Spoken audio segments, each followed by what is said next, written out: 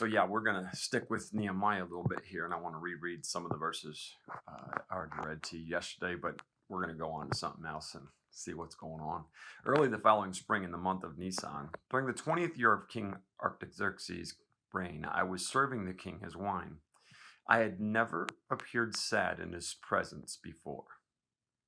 So before I read any further, I just wonder about the people you work with. And how they would view you. Think about this. He'd been serving the king for years and he'd never appeared sad before him before.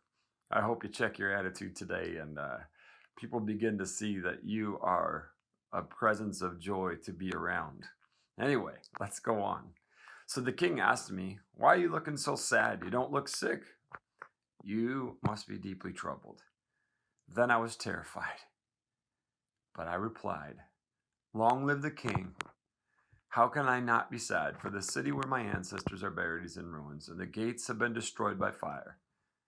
The king asked, "Well, how can I help you?"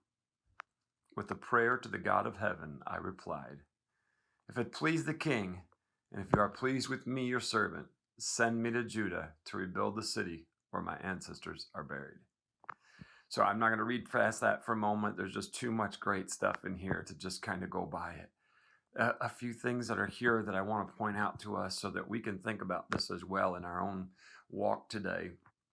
When the king asked him his question, remember, Nehemiah had been praying for 4 to 6 months about this moment and this opportunity. And when the moment came up and there he had this opportunity, what's going on?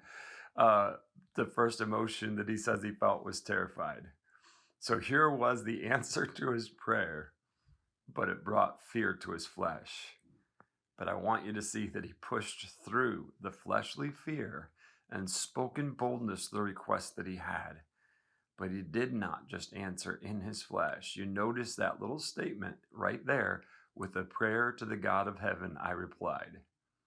So look at that and let's put it into reality for you and I. If you listen, he's asked a question and he responds spontaneously, pretty much immediately, but in that breath that he took to answer the king, he also prayed. Prayers don't have to be long drawn out. Man, we're just in tune with God, and Nehemiah was in tune with God. And so as the king said, "What can I do?" the breath comes in, "Dear God, help me now."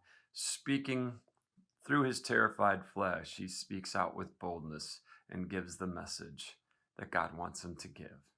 It's some great stuff, man. I pray today that when your flesh may be terrified, but God is about to answer the prayers that you've been lifting up to him, that you will speak out with boldness what God is asking you to say. Let's be his church. God bless